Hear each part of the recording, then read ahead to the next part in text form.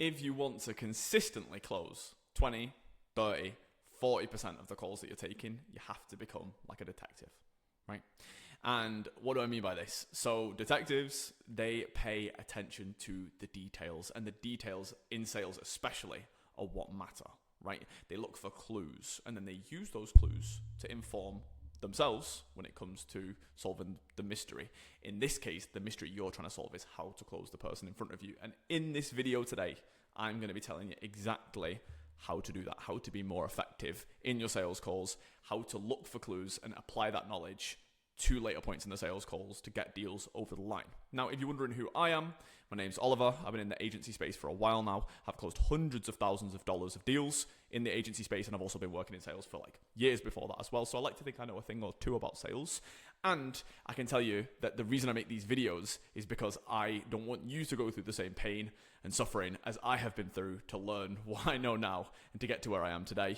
I want you to get that faster. I want you to close deals faster. I want you to scale your business faster, because that is just better for everybody. So let's dive into the details. So you can see here, I've got like the kind of stages of a sales call. So like the intro, the line of questioning, the pitch, the post-pitch, objection handling phase, and the close, or the not close, right, for a lot of calls. Now, I'm actually going to use a very artistic drawing to kind of represent the call here. So this is our call, right? This is the start, this is the intro, and this is the close, or I'll just put the end, because a lot of deals don't close, right?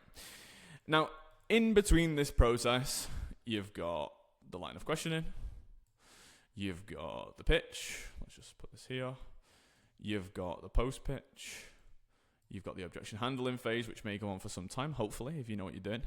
And then either the deal closes or the call ends, right? And most people look at this phase, the objection handling phase, as the most important part of the call, which is 100% correct. That is the most important part of the call, right? But, and this is a big but, right? You need to know which objections you're handling. And I am promising you now that the objections that you're missing, or the ones that you're mishandling or whatever, are hiding earlier in the call. And by the time you get to the objection handling phase, if you've been paying attention to the details, if you've been picking up the clues, then you'll know exactly what you're about to handle so you can be prepared. The problem is most people don't pay attention. They don't listen. They're not picking up on the clues. So when they get to the objection handling phase and they think it's all rosy, yes, it sounds great. Let's do, the prospect saying, yeah, sounds good. The money works for them. And then when you go for the close, they need to think about it, and you're surprised, and then it throws you off. Your frame goes out the window. You're all defensive. You're not on process anymore. You just fuck the call up and basically lose the deal. Now, if you've been paying attention, you would know that their objection, the objection that you think you're handling here, came out like here. Right? Let's just draw a better line. Came out here. That's not a better line. Let's try one more time. That's a much better line. Wow, look at that. So, what do I mean by this? Now, somebody you're speaking to might say, they might say, I don't have the money or whatever. There's loads of different objections. That's not what this video is about, the objections themselves. What I'm trying to say is, they may say something here in the call that hints at this objection here, right? And if you are paying attention, you would know that this objection is going to be coming up later in the call, and you can do a variety of different things to prepare for that. Number one thing, which is I think the most important thing, if you know what their objection might be, then you can tailor literally the entire call from the point where you hear that clue for the first time around that objection. Let me give you an example. Let's just say somebody says, you say, what brings you to the call today? How come, it could literally be as early as like here in the call, right? It could be, what made you book the call today? And they're like, we've worked with some agencies in the past, not got, amazing results. And, but things have slowed down for us recently, blah, blah, blah, blah, blah. And this is probably quite an obvious one, but they've literally said to you, we've worked with agencies in the past, the results were okay, maybe not amazing. And, for whatever reason, they're not working with an agency anymore, and now they want to start working with somebody else. Now, this is going to be potential burned in the past, right? They've had an experience with another agency and they have, they've had a negative experience, or now it's going to impact you potentially closing the deal because they might be fearful that they'll have another negative experience with you, which is very reasonable. I totally understand why someone would feel that way, right? Let's just get rid of this line. They could say something like, oh, I've never, like, we've just started, we've just started like marketing, or we've just started to want to market, let's just say, we've got everything from referrals. So like, we're looking at potentially working with someone like you. It's like, cool. That sounds pretty innocent, but I'll be thinking, okay, they've never invested before. Investing in something like this for the first time can be quite scary. People can be quite fearful. What if it doesn't work? What if it, what if it all goes kaput? What if we disappear? What if, whatever. There's loads of different worries, which are completely fine and totally reasonable, but you have to be listening and you have to be prepared for those to come back up later.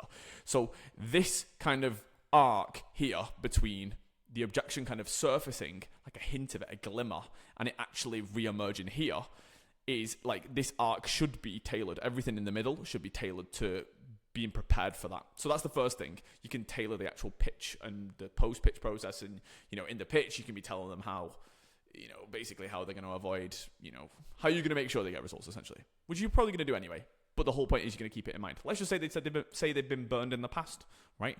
You might tell them a little bit more about how you make sure you get good leads, how you make them feel supported, how you have one-on-ones with them, how, you've got a really good onboarding process, whatever it may be. So when later on in the call, yes, that's probably going to re-emerge, but they're already going to feel a lot more comfortable, a lot more acquainted with how things are going to look with you and how that might be different to their old experience. It's the same if they've never invested before.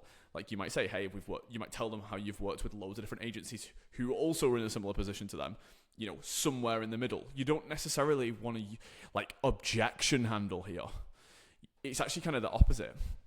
It's an obstacle. It's a small thing. And if it feels like you're trying to close the deal, like it will here, they can get a little bit tight. They can, clam up. But if you're not even talking about the price yet, if you've not even pitched them, if you're just having a conversation with them and they mentioned like a potential objection, then you can just talk about it there and then. You can deal with it slightly. You can start working on it without it feeling like you're working on it. It just feels like a regular conversation, as it should be. You should genuinely be interested in what their experience was, or what it wasn't. You get the idea. Anyway, so the clues are literally like dotted throughout the call. Now, not every single call is going to have clues like this many clues in a row, but the clues can come out here, the clues can come out here, the clues can come out here, the clues can come out here.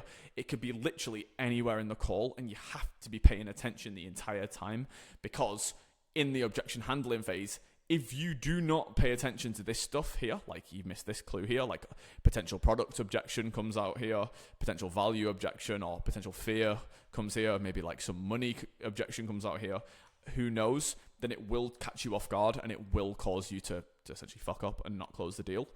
So what you need to do is, it's simple, right? It's going to blow your mind. You're not going to believe this. You've got to listen real careful, right? And you've got to listen carefully, and you've got to take that information. You might want to note it down on a notepad. You might want to write it down on your computer. You've got to make sure that that information is being documented somewhere, so when it does come to the point when you're trying to close the deal, or when you're trying to push things closer to the close, when that objection does emerge, not only have you kind of reduced its impact by giving them a bit of extra kind of reassurance throughout the post-pitch process about how you do things differently, or how you're going to make sure that they're good or whatever.